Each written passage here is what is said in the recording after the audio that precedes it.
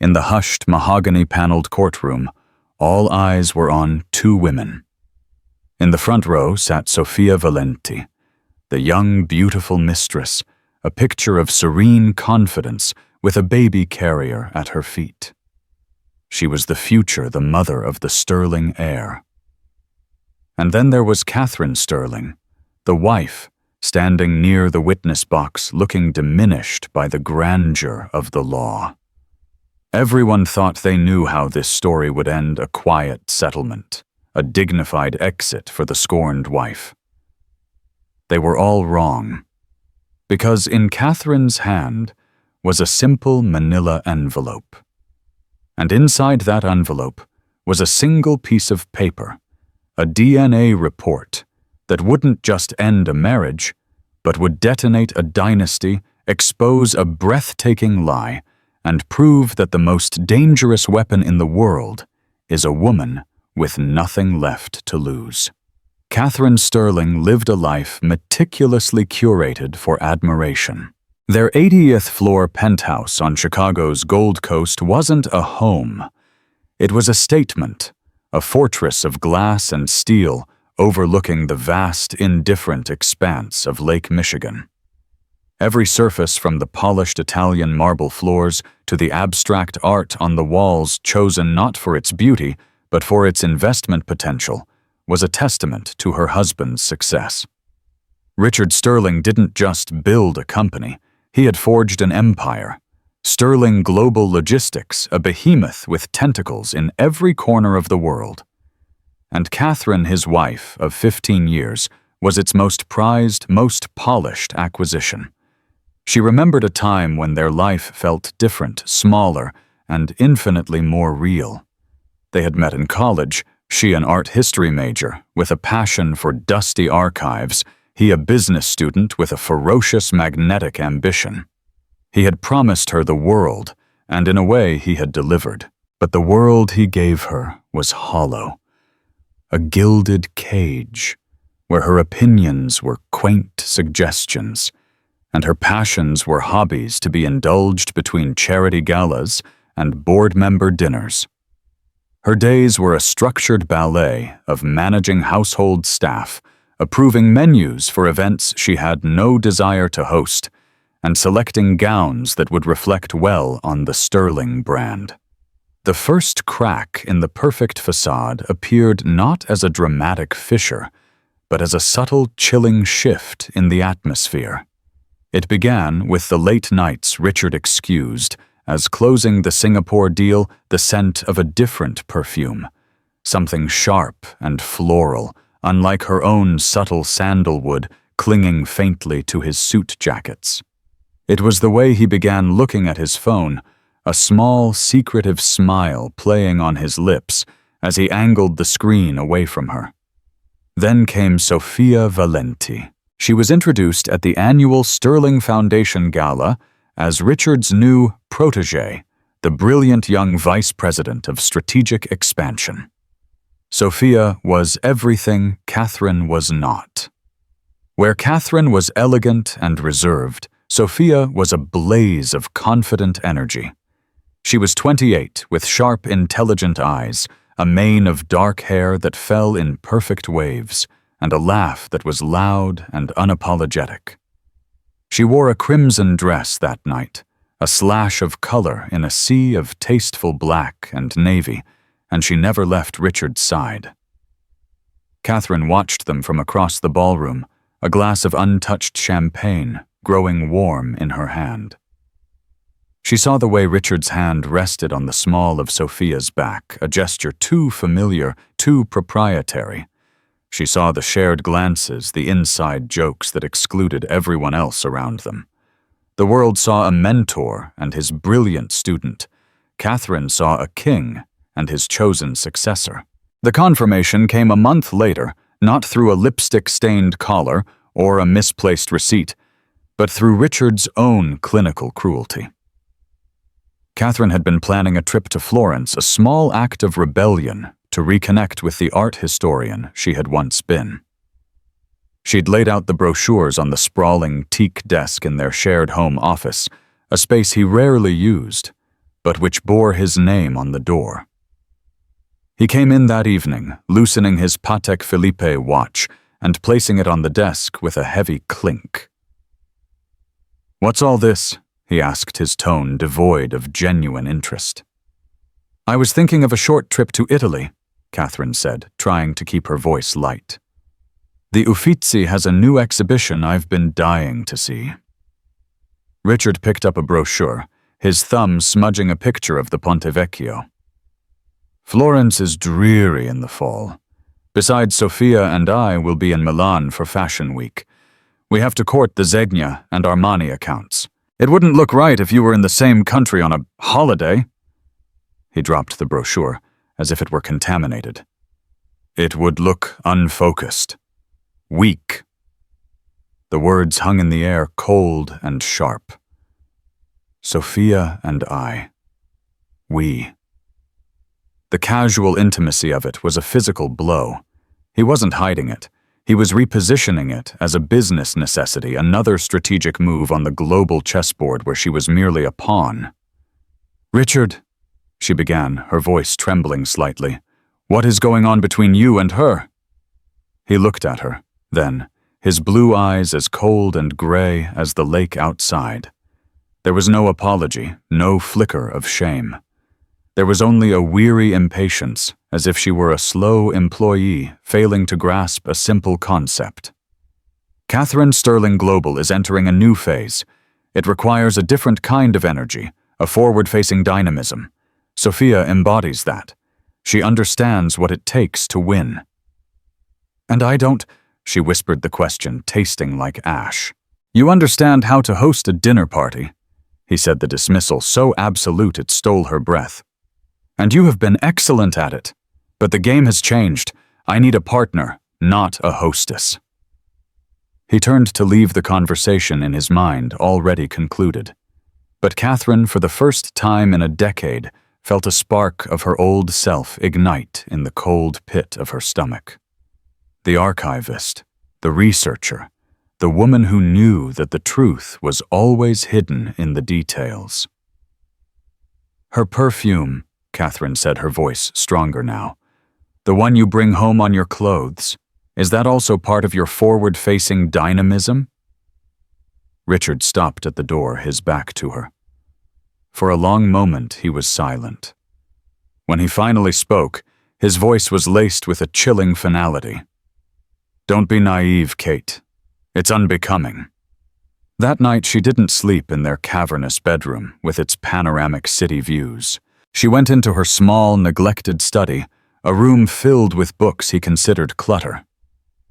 She sat in the dark, the city lights painting cold patterns on the floor, and she understood. Her marriage wasn't just broken. It had been a meticulously managed business contract, and its terms had just been unilaterally renegotiated. The gilded cage had always been a cage, but now the door was being opened. Not for her to fly free, but for her to be pushed out. And as she sat there, the shock slowly receded, replaced by a cold, quiet resolve.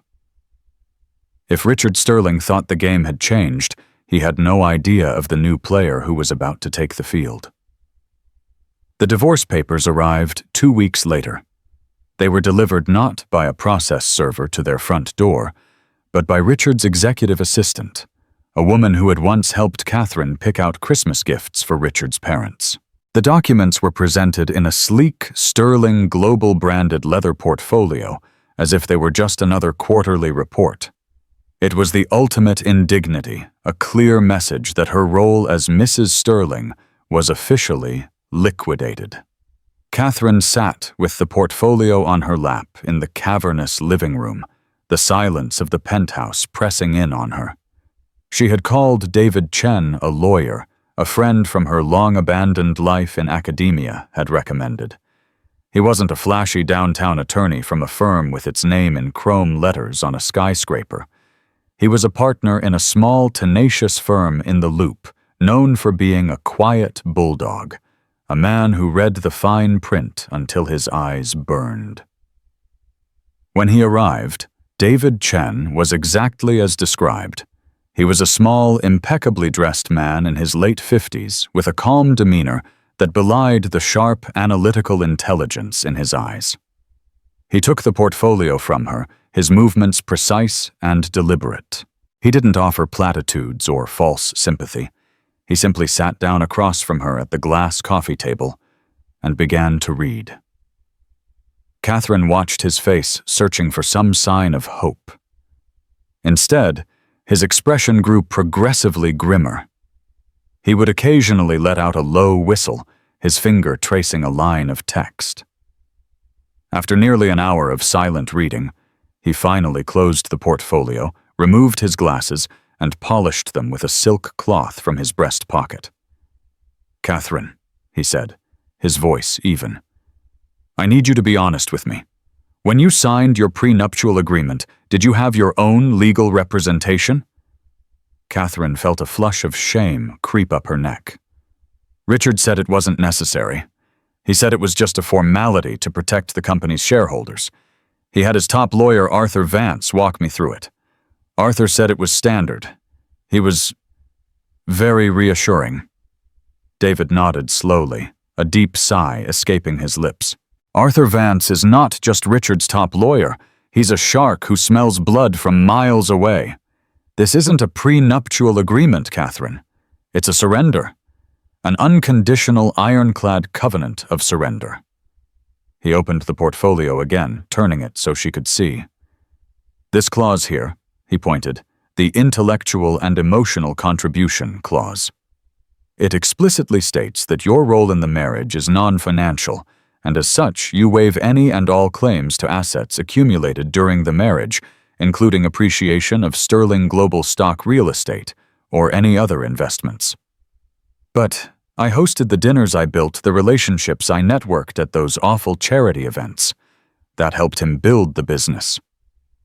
According to this document, that was your compensated role as his wife, for which you received room board and a generous allowance. An allowance I see here that was funneled through a trust that he can dissolve at will." He flipped a page. "And this, the infidelity clause. Most prenups have one that penalizes the cheating spouse. Yours has a reverse clause.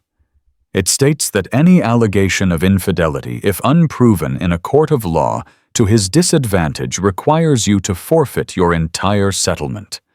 It's a gag order with teeth. He's daring you to fight him." The reality of her situation settled on her, like a physical weight crushing the air from her lungs. She was being erased. 15 years of her life invalidated by a signature she had made out of love and trust. "So what do I get?" she asked, her voice barely a whisper. "The agreement stipulates a one-time payment of $1 million and the deed to a small condominium in Evanston he purchased as an investment property years ago. You are to vacate this penthouse within 30 days of the final decree. He keeps everything else.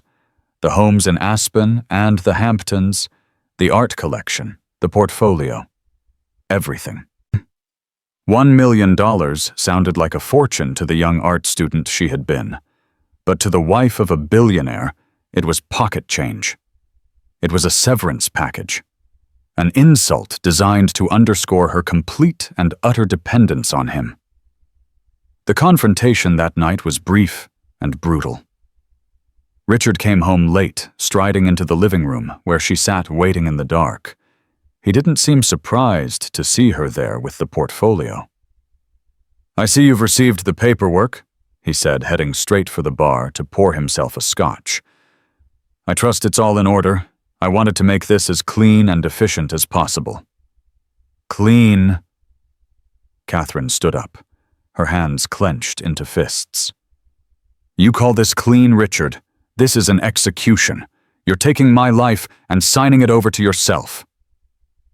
He took a sip of his drink, his expression unreadable. "Don't be dramatic, Catherine. I am giving you a comfortable exit. More than comfortable. You will be free to pursue your hobbies. Go to Florence. Do whatever it is you want to do." "What I want," she said, her voice rising with a fury that surprised them both, is what I am owed half of what we built together. Richard laughed. It was a short, sharp, humorless sound. You think you built this? You organized parties, Catherine. Sophia closed a 9-figure deal in Dubai last month while you were debating the merits of salmon versus sea bass with a caterer. Do not delude yourself into thinking you were ever a partner in this enterprise. The cruelty of his words was breathtaking. He was systematically dismantling her identity, her history, her sense of self-worth. He was leaving her with nothing.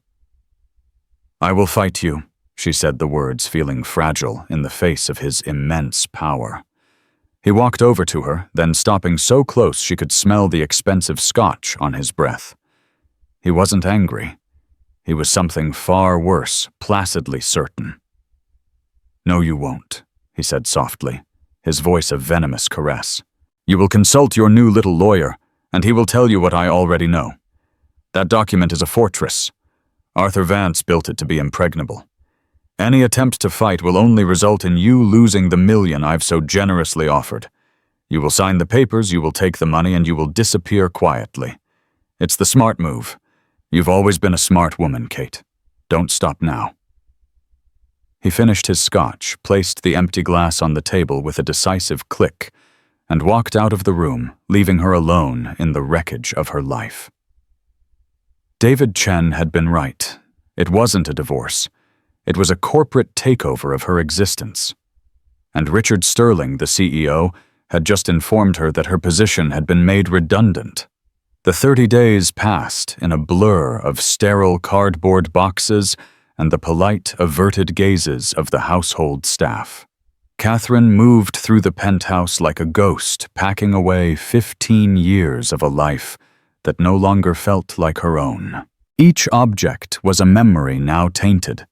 The porcelain vase from their anniversary trip to Kyoto, the silver picture frames holding photos of a smiling younger couple. It all felt like artifacts from a stranger's life. The staff, under strict orders from Richard, treated her with a detached professionalism that was more painful than open hostility. She was no longer the lady of the house. She was a transient, a problem being managed until it could be removed. Her new home was the condominium in Evanston. It was a clean, modern 2-bedroom apartment with large windows overlooking a quiet, tree-lined street.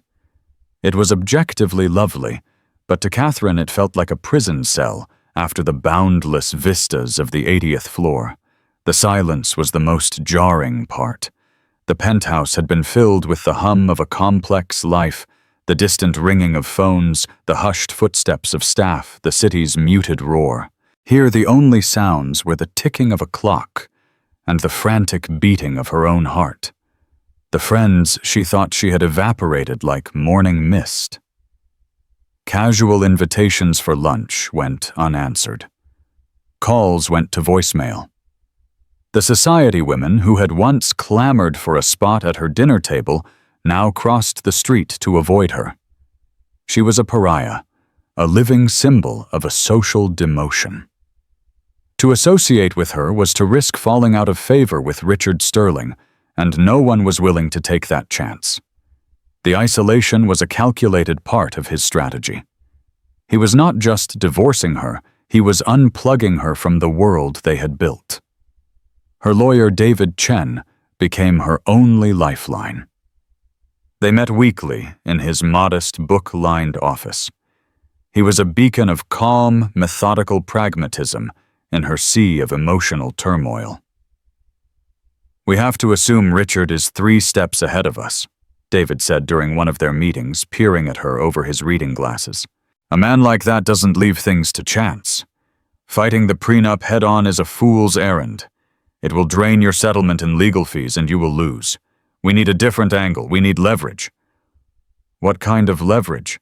Catherine asked, feeling hopeless. He holds all the cards. No one holds all the cards, David corrected gently. They just want you to think they do. Men like Richard Sterling have 2 weaknesses, their ego and their secrets. We need to find something he values more than the money he's keeping from you. Fueled by this small glimmer of hope, Catherine began to dig. She channeled the old art history student, the meticulous archivist who could spend weeks tracing the provenance of a single painting. Her subject now was not art, but the opaque finances of Sterling Global. She spent her days at the public library and her nights on a new laptop poring over public filings, shareholder reports, and old news articles. She was looking for a crack, a discrepancy. She found whispers of shell corporations in the Cayman Islands, rumors of unusually aggressive acquisitions, a pattern of buying out smaller competitors for pennies on the dollar after they suddenly faced mysterious regulatory hurdles. It was a jungle of jargon and numbers, and while it painted a picture of a ruthless businessman, it was nothing illegal, nothing she could use. Richard was too smart, too well insulated by lawyers like Arthur Vance. Then the narrative shifted. Richard and Sophia went public. It started with a carefully curated feature in Forbes magazine titled "The New Power Dynamic: How Richard Sterling and Sophia Valenti Are Redefining Global Logistics." The photos showed them side by side in the boardroom, on a private jet, laughing over documents. They looked like partners, a dynamic duo. Catherine was not mentioned once. She had been airbrushed from history. The real blow came a few weeks later. A gossip column in the Chicago Tribune, a piece so obviously planted it was laughable, announced the joyous news: Richard Sterling, 60, and his brilliant partner, Sophia Valenti, 28, were expecting their first child. A son. An heir to the Sterling empire. Catherine stared at the newspaper, the black ink blurring through her tears. This was his endgame. It wasn't just about replacing her with a younger model. It was about legacy. Richard was obsessed with his name, with building a dynasty that would outlive him. A son was the one thing Catherine had been unable to give him. After years of trying, doctors had gently told them it was unlikely to happen. Richard had accepted the news with a cold, business-like finality, as if a promising venture had failed to yield returns. Now Sophia had succeeded where Catherine had failed. She wasn't just the new partner. She was the mother of the future. This child would solidify her position, making her untouchable. The world would see Richard not as an aging man who left his wife, but as a virile titan securing his bloodline. She saw them in magazines at charity events. Sophia was radiant, her pregnancy used as a new and powerful accessory. Richard was paternal protective, his hand always resting on her growing belly for the cameras. They were building a new story, a perfect family narrative on the ashes of Catherine's life. She fell into a deep despair. David Chen's words about leverage seemed hollow now. What could she possibly find that would be more powerful than the primal biological fact of an heir Richard had not just won? He had rewritten the rules of the game to ensure he could never lose. Alone in her silent apartment, surrounded by the ghosts of a life that was no longer hers, Catherine almost gave up. She thought about signing the papers, taking the $1 million, and disappearing. But then she would see a picture of Richard looking so smug and triumphant, and a cold, hard anger would begin to burn through the grief. He had not just left her. He had tried to erase her. He had deemed her worthless, and she would be damned if she let him be the sole author of her story. She didn't know how, but she would find a way to write the final chapter herself. The birth of Ethan Sterling was a major social event. It was announced not with a simple press release, but with an exclusive feature in Vanity Fair. The article titled, "An Heir is Born," was a masterpiece of public relations. It featured soft focus photographs of Richard and Sophia in a sun-drenched, impossibly white nursery, gazing adoringly at the tiny baby swaddled in a cashmere blanket. Richard was quoted extensively speaking of a profound, unexpected joy and the miracle of new life. Sophia was portrayed as a natural mother, effortlessly balancing her demanding career with her newfound maternal bliss. The story they spun was one of a modern fairy tale, the brilliant older tycoon and his vibrant genius partner united in love and business, now blessed with a son to inherit it all. Catherine read the article in a small cafe near her apartment, the glossy pages feeling slick and alien in her hands. Each word was a carefully chosen brick in the wall of their new reality, a wall designed to keep her out forever. She studied the photographs, searching for something, anything that felt false. But the images were perfect, professionally lit, and expertly airbrushed. The happy family portrait was flawless, and yet a tiny, persistent sliver of doubt lodged itself in her mind. It wasn't something she could articulate, just a nagging feeling of dissonance. It was the archivist in her, the part of her brain trained to spot inconsistencies, forgeries, the subtle tells of a doctored history. Something about the timeline felt compressed. She remembered the gossip column announcing the pregnancy.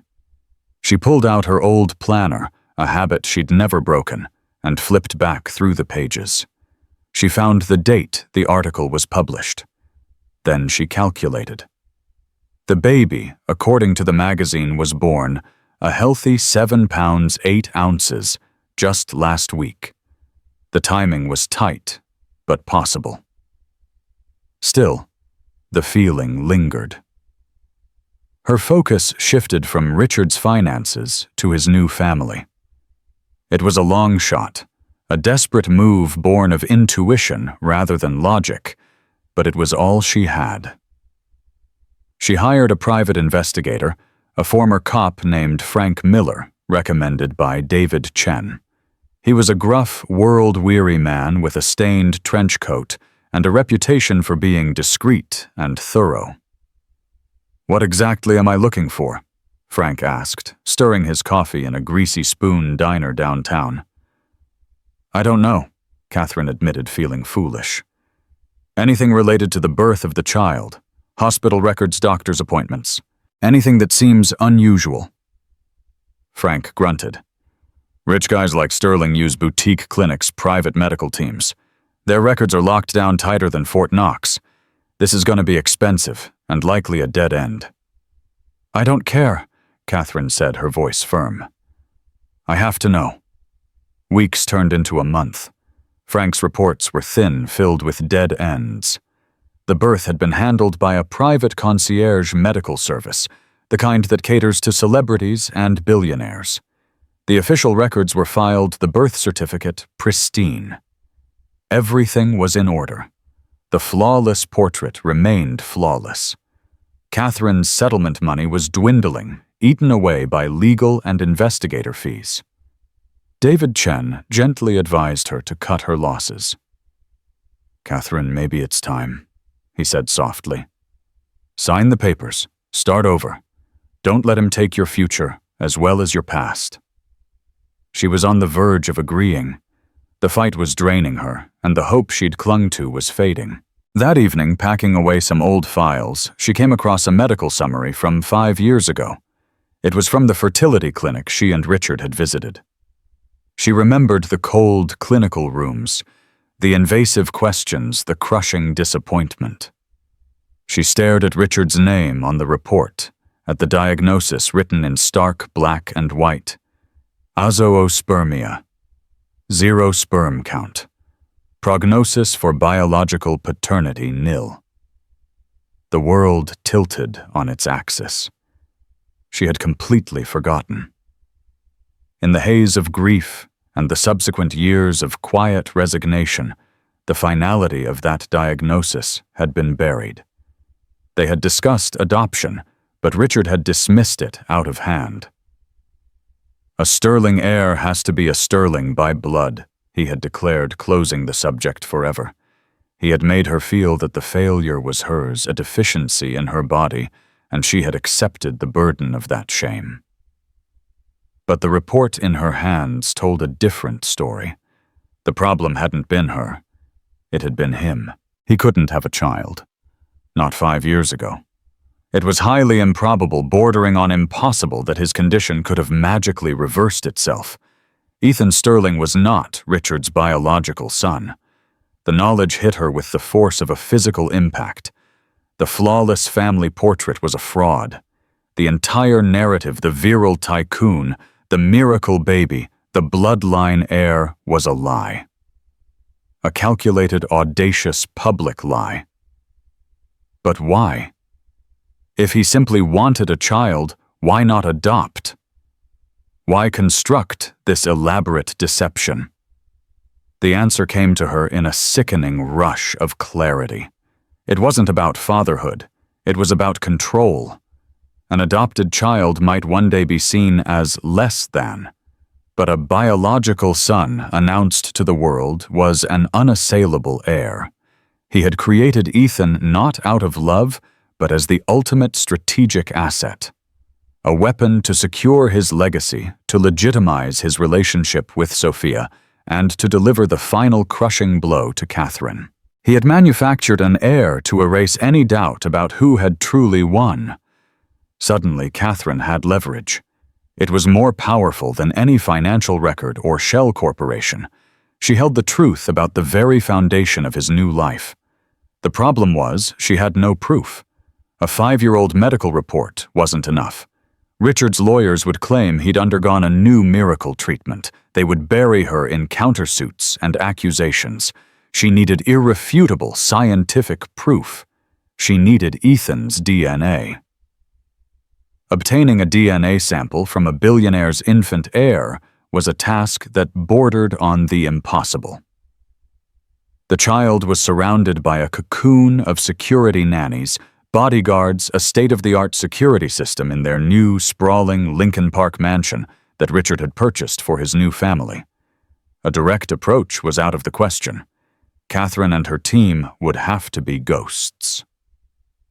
Her first call was to Frank Miller. She met him back in the same diner, the smell of stale coffee and fried onions thick in the air. She laid the old medical report on the formica table between them. Frank read it, his eyebrows rising slowly. He let out a long, low whistle. "Well, I'll be damned," he muttered. "The man shooting blanks but telling the world he hit the bullseye. That's a whole new level of bold." "I need proof, Frank," Catherine said, her voice low and intense. "I need Ethan's DNA." Frank leaned back, running a hand over his tired face. "Kid, you're not asking me to just find a secret. You're asking me to commit a felony. Tampering with a child theft. A guy like Sterling would have my PI license revoked and me in a cell before I could blink." "I'll pay you whatever it takes," she pleaded. "This is my only chance." He looked at her, at the desperate hope in her eyes, warring with the exhaustion. He saw not a scorned socialite, but a woman pushed to the absolute edge. "It's not about the money," he said gruffly. "It's about the risk, but—" He sighed. "I hate guys like him. Guys who think they can buy and sell the truth." He tapped the medical report.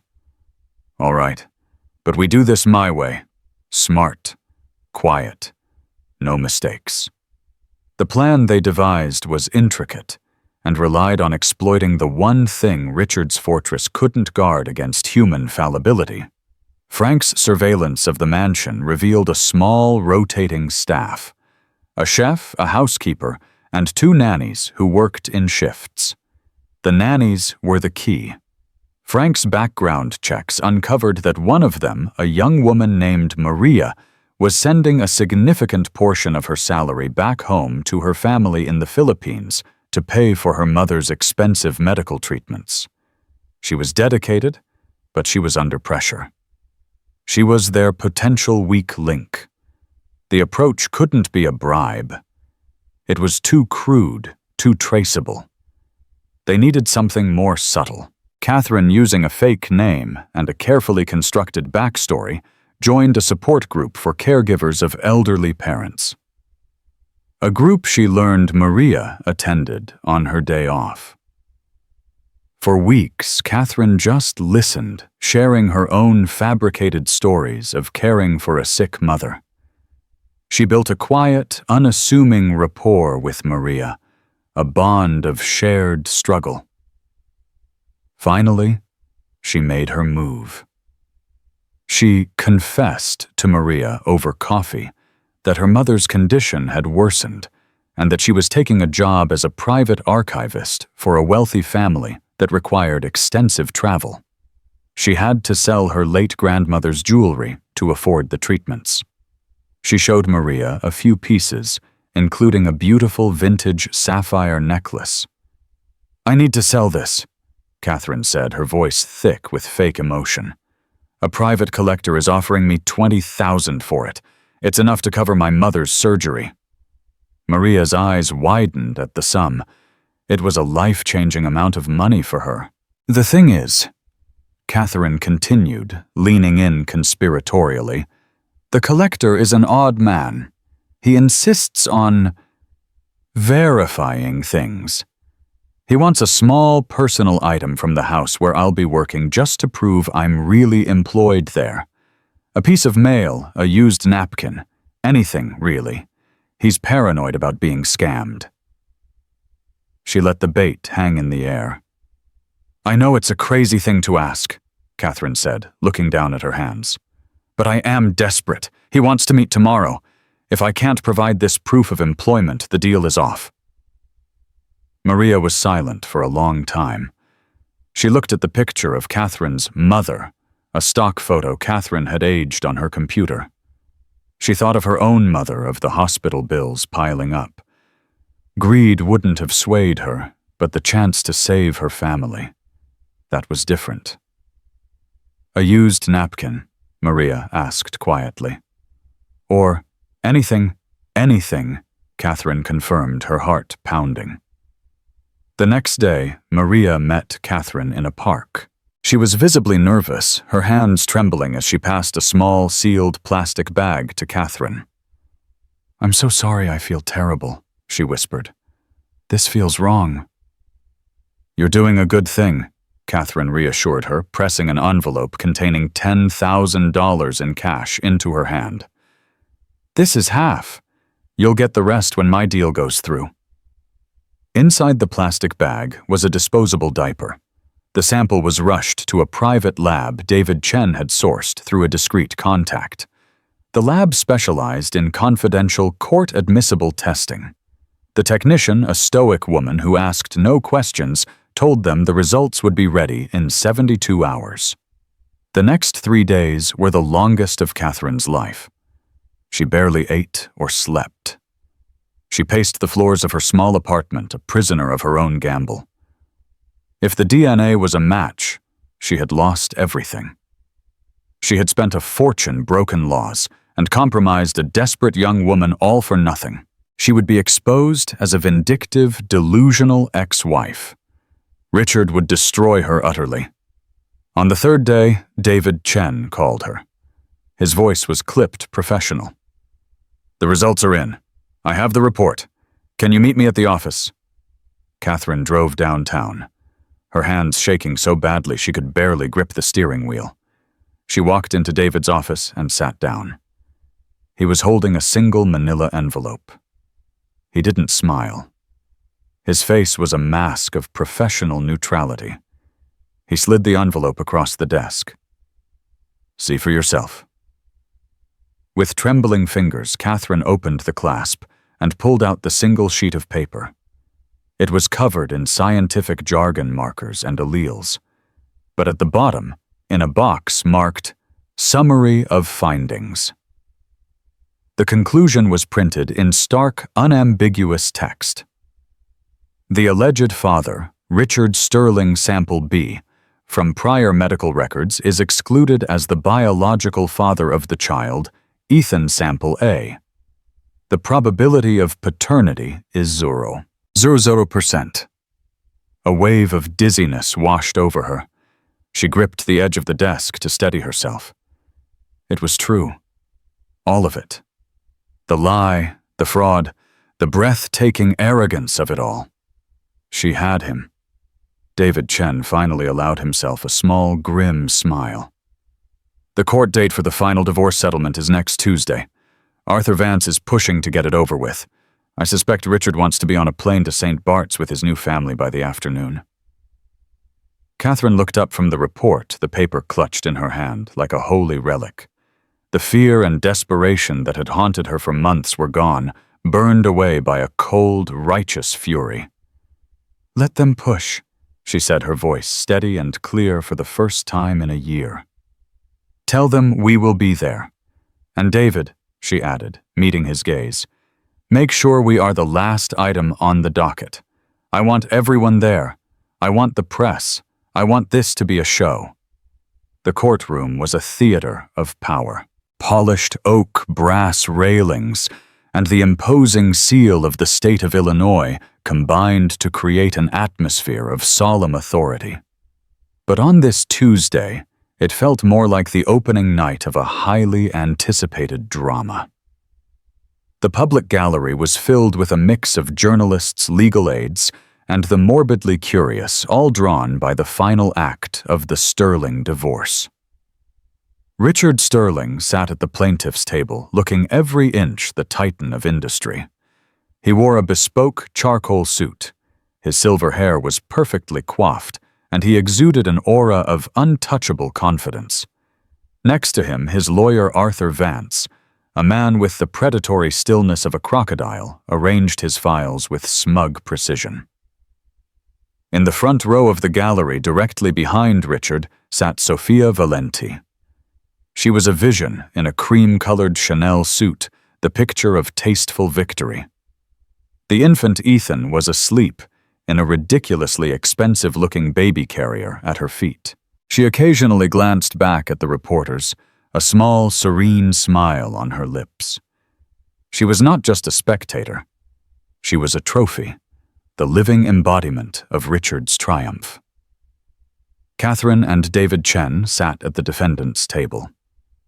In contrast to the Sterling contingent, they were an island of quiet intensity. Catherine wore a simple navy blue dress, her only adornment. The small pearl earrings her mother had given her. She looked composed, but her hands were clasped so tightly in her lap her knuckles were white. On the table in front of her sat a single plain manila envelope. The proceedings began as expected. Arthur Vance stood, and in a voice dripping with condescension outlined the generous and more than equitable settlement offered to Catherine as per the irrefutable prenuptial agreement. He painted a picture of a benevolent husband providing for a wife who had contributed nothing tangible to his vast fortune. He spoke of Richard's desire to move on peacefully and begin his new life with his new family. When it was David Chen's turn, he stood and approached the bench. "Your Honor," he began, his voice calm and measured, "we do not dispute the terms of the prenuptial agreement as written. My client is not here today to argue about percentages or assets." A murmur went through the courtroom. Arthur Vance exchanged a triumphant look with Richard. They thought she was capitulating. "However," David continued, his voice dropping slightly, commanding the full attention of the room, "we are here to introduce evidence of extreme and egregious fraud. Fraud that goes to the very heart of the marital contract and was perpetrated with malicious intent to deprive my client not only of her financial rights, but of her personal dignity." Vance was on his feet instantly. "Objection. This is a baseless last-ditch attempt to derail these proceedings. There is no evidence of any fraud." "On the contrary," David said, turning to look directly at Richard, "we have definitive proof. Proof that Mr. Sterling has built the entire premise of this divorce and his new life upon a calculated and demonstrable lie." He walked back to the table and picked up the manila envelope. "Your Honor, I would like to present to the court Exhibit A." He handed the envelope to the clerk, who passed it to the judge. The judge, a stern-faced woman named Judge Miller, opened it and read the single sheet of paper inside. Her eyes widened almost imperceptibly. She read it again, then looked over her glasses first at Richard, then at Catherine. "Mr. Vance," the judge said, her voice now edged with steel, "you might want to look at this." A copy was passed to the plaintiff's table. Arthur Vance snatched it. As he read, the color drained from his face.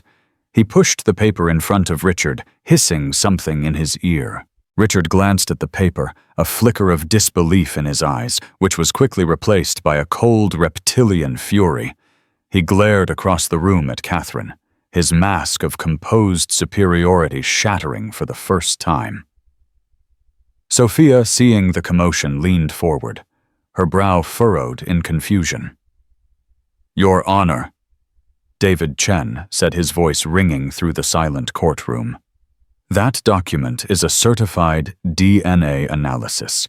It proves with a 0% probability of error that Richard Sterling is not the biological father of the child, Ethan Valenti." A collective gasp swept through the gallery. Reporters scribbled furiously in their notebooks.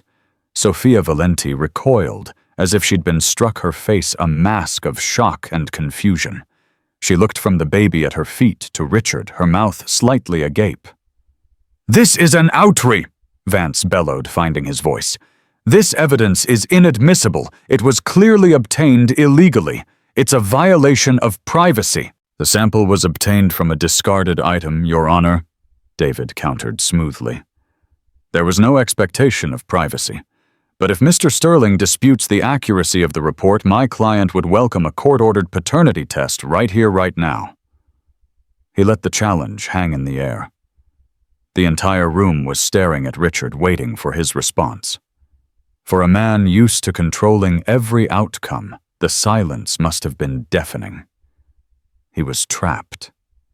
To agree to a test would be to confirm the results. To refuse would be an admission of guilt. He stared at Catherine, a look of pure hatred in his eyes. He had underestimated her. He had seen her as a decorative object, a passive entity he could discard at will.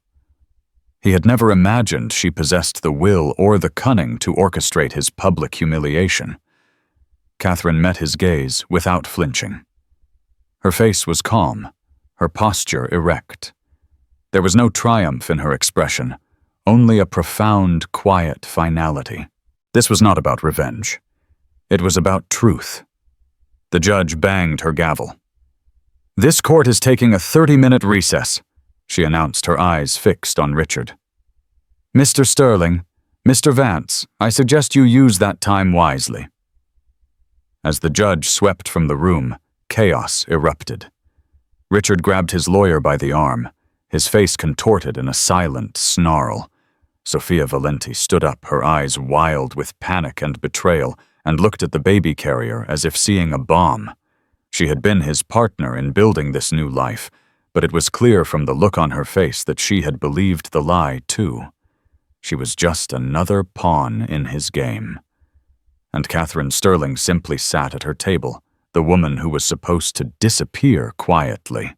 She had walked into court with nothing but the truth in a manila envelope, and with it she had just brought an empire to its knees. The 30-minute recess stretched into an hour, then 2. Behind the closed doors of a conference room, the Sterling empire was imploding. Shouts could be heard through the thick wood, the sharp, furious tones of Richard Sterling clashing with the frantic, placating murmurs of his legal team. When they finally re-emerged, they were transformed. Arthur Vance's predatory confidence had been replaced by a gray, weary pallor. Richard Sterling looked like a man who had aged a decade. His suit was rumpled, his tie was askew, and the illusion of invincible power had been utterly shattered. Sophia was nowhere to be seen. She had reportedly fled the courthouse in tears, leaving the baby with a hastily summoned nanny. Back in the courtroom, the atmosphere was electric. The story had already leaked. Phones were buzzing with breaking news alerts, sterling heir in paternity shock. Arthur Vance approached the bench, a man defeated. "Your Honor," he said, his voice raspy, "my client wishes to withdraw his initial petition. We would like to discuss a new settlement with the defendant." Judge Miller looked at David Chen. "Mr. Chen, my client is amenable to a discussion, Your Honor," David said, "but not about the prenup. That is now irrelevant. We will be discussing a settlement based on 15 years of marriage, emotional distress, and punitive damages for a conspiracy of fraud." The negotiations that followed were not negotiations. They were a surrender. Stripped of his leverage and facing a public relations cataclysm, Richard had no choice but to concede. The ironclad prenup was torn up. Catherine walked away, not with $1 million, but with a settlement that was rumored to be, in the 9 figures, a significant portion of the sterling fortune. She took the penthouse, the art collection, and half of their liquid assets. It wasn't about the money. It was about the acknowledgement of her worth, of the life he had tried to steal and devalue. But the real truth, the final devastating twist, came out in the weeks that followed, not in court, but through leaks from disgraced former employees and the relentless digging of the press. The story was far more sinister than simple infidelity. Sophia Valenti, for all her ambition, had also been a pawn. She had been desperate to solidify her position with Richard, but like Catherine, she had been unable to conceive a child. The adoption idea was hers, but Richard had twisted it into something monstrous. He had learned that Sophia's distant cousin in a rural town was a young single mother struggling to care for her newborn son. Richard saw an opportunity. He didn't just adopt the baby. He orchestrated a complete fabrication. He paid the mother an enormous sum to disappear and sign a stack of non-disclosure agreements that were legal chains. He had a private medical team create a fake paper trail, bogus sonograms, falsified prenatal visit records, a birth certificate listing him and Sophia as the biological parents. He had manufactured Ethan Sterling not as a son, but as a brand asset. He had used this child, this innocent baby, as a tool to create a public narrative of virility and legacy, all while knowing he was sterile. His deception wasn't just about cheating on his wife, it was about defrauding the world.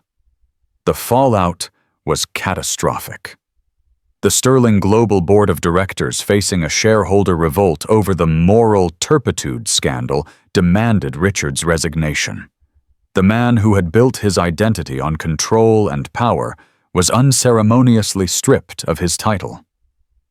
His company, once a reflection of his strength, was now tainted by his lies. Sophia Valenti, publicly humiliated and exposed as a co-conspirator in the fraud, was fired and became a social pariah, her career in ruins. She was left with nothing but the shame of her ambition. Catherine, however, did not revel in their downfall.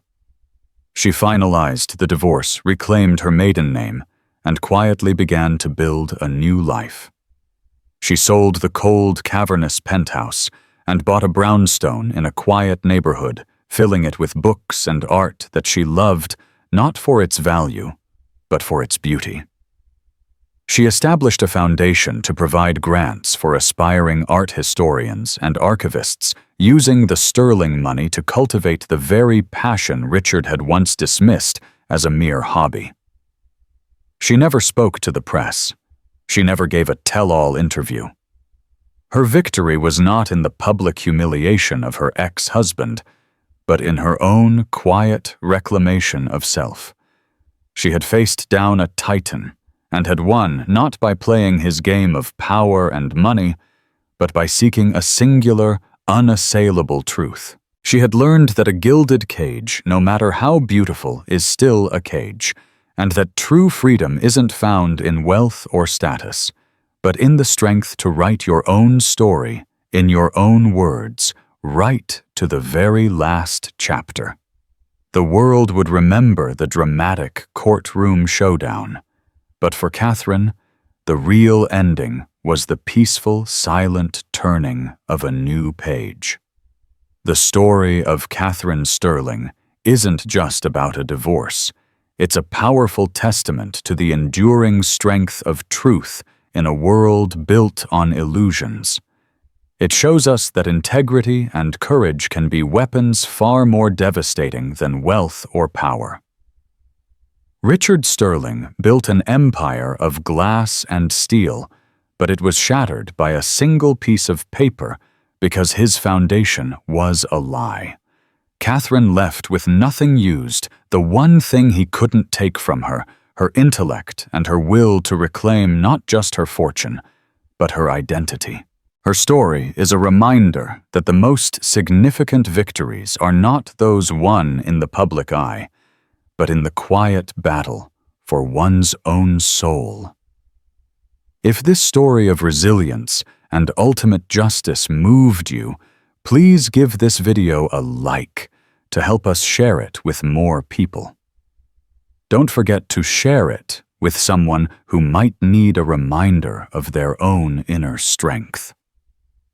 And for more true-life dramas that uncover the hidden truths behind the headlines, make sure to subscribe to our channel and hit the notification bell. Thank you for listening.